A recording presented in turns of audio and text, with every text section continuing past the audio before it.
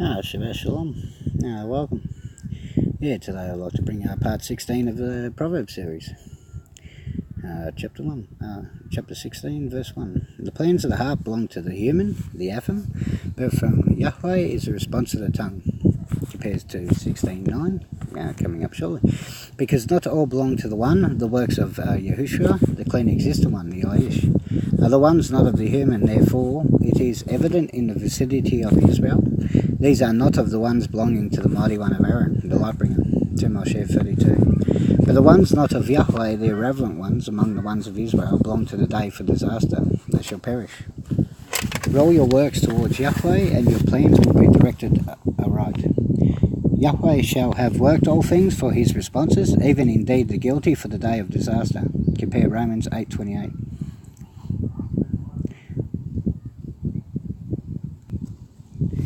So, to the Romans 8:28, and we know that all matters work together for good to those who love Elohim, to those who are called according to his purpose. Continued on in verse 5. An unclean thing beside Israel, of the mighty one of Aaron, the lightbringer, 2 Moshe 32, is everyone that is proud of heart, even belonging to the hand of Yahweh. The hands being set upon these of unjustly will remain unpunished.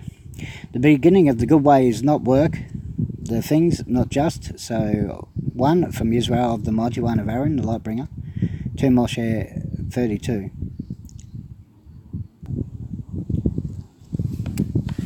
So 2 Moshe 32. And when the people saw that Moshe was so long in coming down from the mountain, the people gathered together to Aaron, and said to him, Arise, make us mighty ones who go before us. For this Moshe, the man who brought us up out of the land of Mitzrayim, we do not know what has become of him. And Aaron said to him, Take off the golden earrings which are in the ears of your wives, your sons and your daughters, and bring them to me. And all the people took off the gold earrings which were in their ears, and brought them to Aaron. And he took this from their hand, and he formed it with an engraving tool, and made a moulded calf, and they said, This is your mighty one, O Israel, that brought you out of the land of Mitzrayim. And Aaron saw and built a slaughter place before it, and Aaron called out and said, Tomorrow is a festival of Yahweh. And they rose early on the next day, and offered ascending offerings, and brought peace offerings, and the people sat down to eat and drink, and rose up to play. And Yahweh said to Moshe, Go get down from the people whom you brought out of the land of Mitzrayim, have corrupted themselves. They have turned aside quickly out of the way which I command them. They have made themselves a moulded calf, and have bowed themselves to it, and slaughtered to it, and said, This is your mighty one, O Israel, who brought you out of the land of Mitzrayim. And Yahweh said to Moshe, I have seen this people, and I see it is a stiff-necked people. And now let me alone, that my wrath might burn against them, and I consume them, and I make of you a great nation. But Moshe pleaded with Yahweh, his Elohim, and said, Yahweh, why does your wrath burn against your people, whom you have brought out of the land of Mitzrayim, with great power and with a strong hand? Why should the Israelites speak and say, For evil he brought them out to kill them in the mountains, and to consume them from the face of the earth? Turn from the heat of your wrath, and relent from the evil of your people. Relent from this evil to your people. Remember Abraham, Yitzchak, and Israel, your servants, to whom you swore by yourself, and said to them, I increase your seed like the stars of the heavens, and all this land that I have spoken of I give to your seed, and they shall inherit it forever. And Yahweh relented from the evil which he had said he would do to his people. And Moshe turned and went down from the mountain. And in his hand were the 2 tablets of the witness, tablets written on both their sides, written on the one and on the other side. And the tablets were the work of Elohim, and the writing was the writing of Elohim, engraved on the tablets. And Yahushua heard the noise of the people as they shouted, and he said to Moshe, A noise of battle in the camp. Just to make a quick note, the reason why I said Yahushua, because this is the same name, with obviously the A and the U, not the E and the O. These would come from Masoretic vowel pointings, which weren't vowel pointed correctly, obviously, and you can look it up, and as others will know from watching the share, that Yahushua is the name of our Saviour, our Mashiach. So yeah, anyway, continued on. So verse 18. But he said, it is not the sound of those who shout of might, nor is it the sound of those who cry out in the weakness, but the sound of singing that I hear. And it came to be, as soon as he came near the camp, that he saw the calf and the dancing. And Moshe's displeasure burned. And he threw the tablets out of his hands and broke them at the foot of the mountain. And he took the calf which they had made, and burned it in the fire, and ground it into powder, and scattered it on the face of the water, and made the children of Israel drink it. And Moshe said to Aaron, why did this people do to you that you have brought so great a sin upon them? And Aaron said, do not let the displeasure of my master burn. You know the people that is in evil. And they said to me, make us mighty ones who go before us. For this Moshe, the man who brought us out of the land of Mitzrayim, we do not know what has become of him. And I said to them, whoever has gold, let them take it off. And they gave it to me, and I threw it into the fire. And this calf came out. And Moshe saw that the people were let loose, for Aaron had let them loose, to their shame among their enemies. And Moshe stood in the entrance of the camp and said, who is for Yahweh? Come to me. And all the sons of Levi gathered themselves to him. And he said to them, thus said Yahweh Elohim of Israel, each one put his sword on his side, pass over to and fro, from gate to gate in the camp, and each one kill his brother, and each one his friend, and each of his relative. And the sons of Levi did according to the word of Moshe, and about 3,000 men of the people fell that day. And Moshe said, you are ordained for Yahweh today, since each one has been against his son and his brother, so as to bring upon a blessing today. And it came to be on the next day that Moshe said to the people, you have sinned a great sin, and now I am going up to Yahweh if I might atone for your sin. And Moshe returned to Yahweh and said, oh, these people have sinned a great sin, and have made for themselves a mighty one of gold. And now if you would forgive their sin, but if not, please blot me out of your book, which you have written. This is talking about the Book of Life.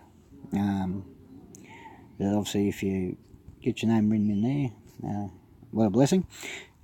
So anyway, continued on at 33. And Yeshua said to Moshe, whoever has sinned against me, I'll blot him out of my book. And now go, lead the people to the place of which I have spoken to you. See, my messenger goes before you, and in the day of my visitation I shall visit their sin upon them. And Yahweh plagued the people because they made the calf which Aaron made.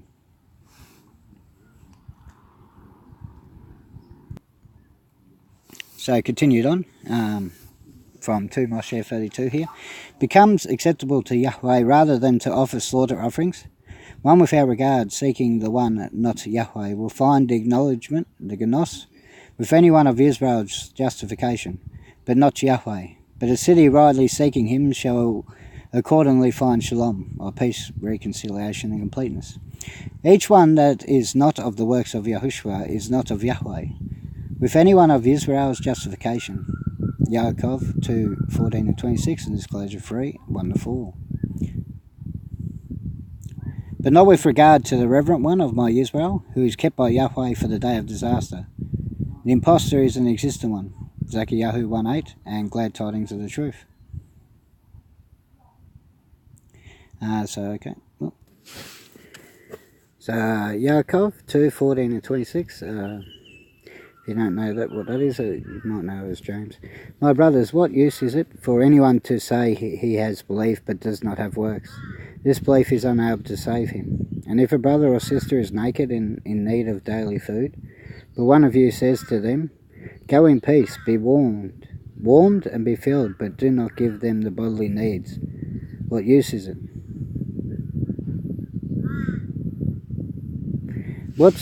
I might emphasize broaden the horizons on this verse 14. So my brothers, what use is it for anyone to say he has belief but does not have works? So what is works? A lot of people think works is just like works can be simply as, every day you get up, you thank the Father, you get online, you see someone down the street, you just basically pass on the message. Like, it's not really hard. And does salvation have to revolve around works? Well, I believe not. I believe it does not have to revolve around works. But obviously, as it says in other verses, go out and don't be like a fisherman of fish, but be a fisherman of people, and obviously share the truth to people. So yeah. Anyway, so that's my Ruach HaKodesh spiritual understanding of works. So anyway, which obviously I don't even class it as works. I just do it because the Father's put it on my heart to do these things, to share this stuff. So anyway, so we'll continue on to verse 17. So also belief, if it does not have works, it is indeed dead. But someone might say, you have belief and I have works. Show me your belief without your works, and I shall show you my belief by my works. You believe that Elohim is one? You do well. The demons also believe and shudder. But do you wish to know, O foolish man, what the belief without the works is dead?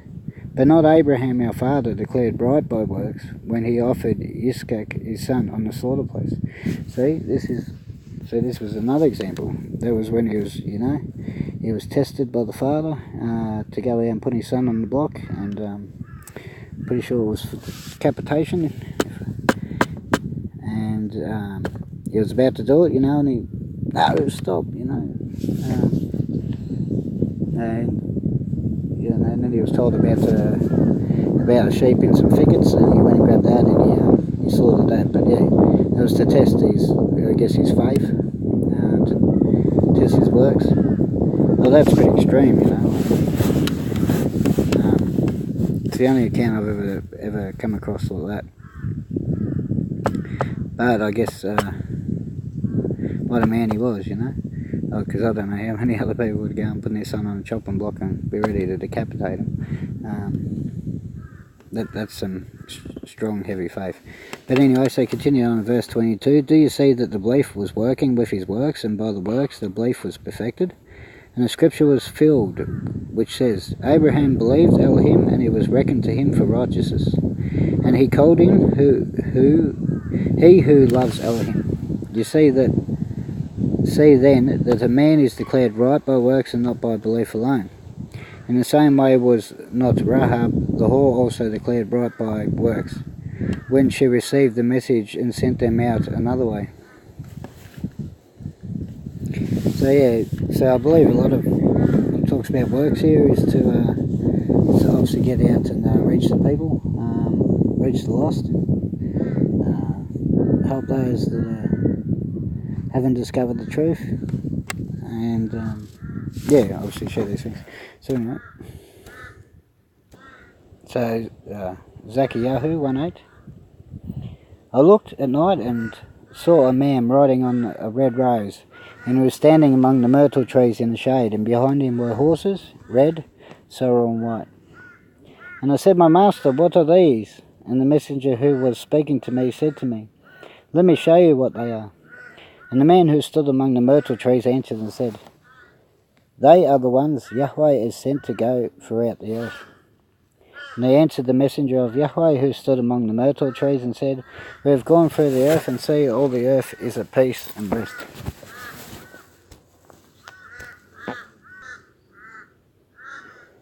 Proverbs 16 verse 6. Of the loving kindness the Father, and the truth the Son, will an atonement be made for perversity. Compare 14:22. Yet with the acknowledgement of Yahweh to depart from evil. When the ways of existent man, the Aish, please Yahweh, he causes even his enemies to be at peace with him. Better is a little by righteousness than abundant income without legal righteousness. The heart of the human, Apham, plans to do his way, but Yahweh is who establishes his steps. An oracle that is of Israel is from the speech of the separated king in the ones of Israel, and is of Yahweh for the judgment of Satan, by which perdition Avadam would be misled, not the ones of the mouth of his son. There's a footnote 108 here. Early alterations found both in LXX and Masoretic corrected according to the context and other scriptures. Originally said, originally said these letters here, wherein it was changed to that. So yeah. Verse 11. The decisive influence, the scale and justification of Israel with Yahweh, although the works of Yahushua might not be belonging to the one of Yahweh, the weights of his son are righteous.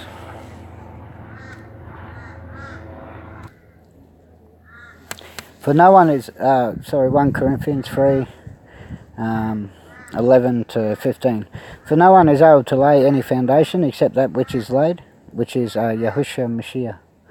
And if anyone builds on this foundation with gold, silver, precious stones, wood, hay, or straw, each one's work shall be revealed, for the day shall show it up, because it is revealed by fire. And the fire shall prove the work of each one, what sort it is. If anyone works remains, which he has built on, he shall receive a reward. If anyone's work is burned, he shall suffer loss, but he himself shall be saved, but so as through fire. So that's the passing through the fire. Obviously, it's a spiritual fire, not a physical burning fire, from my understanding. For everyone passes through the fire, which is a testing of where you're at, if you're saved, etc., etc. So anyway, right. 16 verse 12. A disgusting thing from a king without regard is to work this, crimes against anyone of Israel because of Yahweh. By righteousness is prepared the strength of a commencing throne. Faultless speech is acceptable for the king, so Yahweh will love the words of the way of the upright one. The wrath separated from the king is of the envoy of death. 1 Moshe 1:16. So 1 Moshe 16 there. And Elohim made two great lights, the greater light to rule the day, and the lesser light to rule the night, and the stars. So it continued on from there, which was verse 14 of Proverbs 16. But of Yahweh is the wise, existent man, the Ish. His son will propitiate it. 15. The ones in Israel with the light of the life are with the Son, the separated king. But the ones not of Yahweh in favour with his Son are just like the cloud of the Father of the later. 8:28 to Moshe 14:9.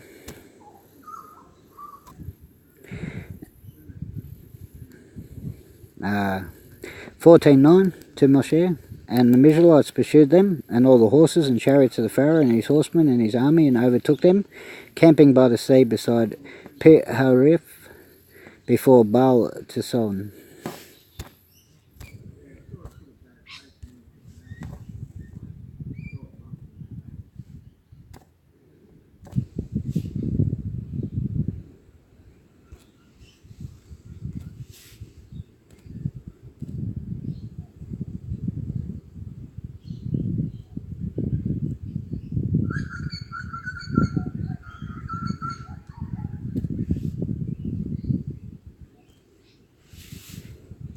Was it 22, 8, 40?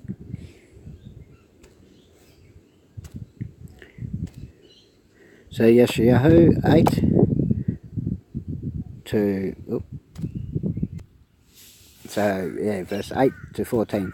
Then he removed the covering of Yehuda, and he looked in that day to the weapons of the house of the forest. And you saw the breaches of the city of David, that it was great, and you gathered together the waters of the lower pool. And you counted the house of Jerusalem, and the house you broke down to strengthen the wall. And you dug a ditch between the two walls for the water of the pool, of the old pool. But you have not looked to its maker, nor have you seen him who fashioned it long ago. And in that day the Master Yahweh of hosts called for weeping, and for mourning, for boldness, and for girding with sackcloth. Then see, joy and gladness, killing oxen and slaying sheep, eating meat and drinking wine. Let us eat and drink, for tomorrow we die. And it was revealed in my hearing by Yahweh of hosts, for this crookedness shall certainly not be pardoned until you die, said the Master Yahweh of hosts. Thus said the Master Yahweh of hosts, Go, come to this steward, to Shebna, who is over the house, and say, What have you here, and whom have you here? That you have hewn a burial site there, as he who hews himself a burial site on high, inscribing a resting place for himself in the rock. Inscribing are also meaning engraving.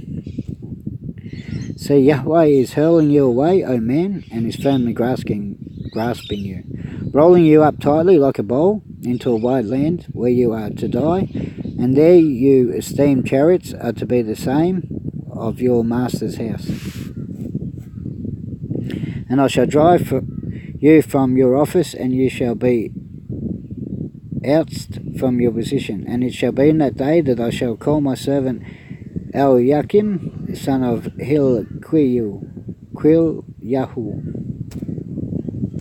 So continuing on in verse 17 of number 16. Shall be made wise who, guarding for himself the ways not from himself, preserves his own life than the fish, for not being killed off. So Yahweh, who loves the life of his son, will spare the mouth of his son before Israel. Crushing precedes insolence and evil-mindedness against Yahweh before Israel. Downfall. 19. Better is lowlessness of spirit than any one of Israel afflicted ones, that the one who distributed plunder with any one of Israel's insolence. Insolence. So Daniel 11:24. He shall enter peaceably even into the richest place of the province, and do what his fathers have not done, nor his forefathers distribute among them plunder and spoil and supplies, and devise his plots against the strongholds, but only for a time. So Proverbs 16 verse 20. One having insight of the ones of Israel about the word is a discovery of goodness, so one trusting in Yahweh of Israel, that is out to the mighty one of Aaron, the lightbringer, 2 Moshe 32, has his happy blessing. Verse 21. O the unwise of Israel, they call the intelligent fool, but aren't the sweet ones of Yahweh the ones of Israel in the word? They will hear much more. 22. Cognition is the spring of life. Ones have not provided for themselves, so the education training of the ones senseless about Yahweh is evil. Verse 23. The heart of a wise one, it will cause him to consider that which is not of you, Israel, not of his own mouth. So the speech will bear the acknowledgement that is from Israel of Yahweh. The honeycomb to the limits of honey, Bar Navy 6:17, are the sweetness of the pleasure saying of the words of Yahweh, and of them the son of Yahweh is the weeping cure of the self than the fish, seen in Proverbs 3:8, 3:22, 4:22, 15:4, and 29:1. Verse 25. These are ways seeming to be upright to an existing man, the Ish. Howbeit Yahweh is not the finalities. The sun sees my Israel in the depths of Sheol. Compare 14:12. An existing man, the Ish, among the ones of Israel, suffers great trouble from himself. Israel to expel the destruction, not from himself, but yet of the crooked one, without regard for Yahweh. This is outside of Israel. The mouth, not from his own, carries the destruction, it craves concerning him. Verse 27. The existent man, the Ish, of worthlessness, senselessness, digs up evil from himself. But because from outside Israel of Yahweh is the speech of Satan, not from his own, he accumulates up fire. A crooked existent man, the Ish, will disseminate the evils of Israel. Zechariah 5, 3-11. Zechariah 5, 3-11. And he said to me, this is the curse that goes forth over the face of all the earth. Everyone who is stealing shall go unpunished. One on the side shall according to it, and everyone who has sworn falsely shall go unpunished. On the other side according to it, I shall send it out, declares Yahweh of hosts. And it shall come into the house of the thief, and the house of the one who shall swear falsely by my name, and it shall remain in the midst of his house, and shall consume it, both its timber and stones. And the messenger who was speaking with me came out and said to me, lift up your eyes now and see what this is that is going forth. And I said, what is it? And he said, it is an ephah measure that is going forth. Again he said, this is the appearance throughout the earth. And see, a lead cover lifted up, and this a woman sitting inside the ephah measure. And he said, this is wrongness. And he threw her down into the ephah measure, and threw the lead weight over its mouth. And I lifted up my eyes and looked, and saw two women coming with the wind in their wings. and they had wings like the wings of a stork, and they lifted up the ephah measure between earth and the heavens. Then I said to the messenger who was speaking to me, "Where are they taking the ephah measure?" And he said to me, "To build a house for it in the land of Shinar, and it shall be established and set there on its own base." So I continued on from verse 28. He kindles the torch of deceit for the evils of Israel, which split friends, like Yahweh and Israel. Seen in 15:28. An outlaw exists, a man, the Aish, is who makes a testing for his friends of Israel, and a reverent one who will lead away them of the son of the good way, which is of you. Setting his eyes firmly on the sun, he deliberates, deviating distortions about favour, but Yahweh defines the speech is not of the sun, all because the one is not evil. This sheep, or Yehuphah, is a smelting furnace of evil. Hosea 9:7. The crown for boasting in old age, but according as it is found of the ones in Israel in the ways of justification of Yahweh. Better is an existent man, the Aish, of strong length of temper, so one without regard for Yahweh, holding check over violent emotion, is better appropriating the rock of the city, of Pilatus. Everyone that is not the one belonging to the unjust one comes unto the bosom of my Israel, for in the vicinity of Israel of the sovereign Yahweh are all that are not belonging to the just ones, times of the heathen masses. So may you be blessed. I hope you received a blessing out of this. I hope you like the fact that I decided to share the verses this time along with it. Excuse the sound of the helicopter, and may you be blessed and have shalom, or peace, completeness, reconciliation. Be blessed. Bye for now.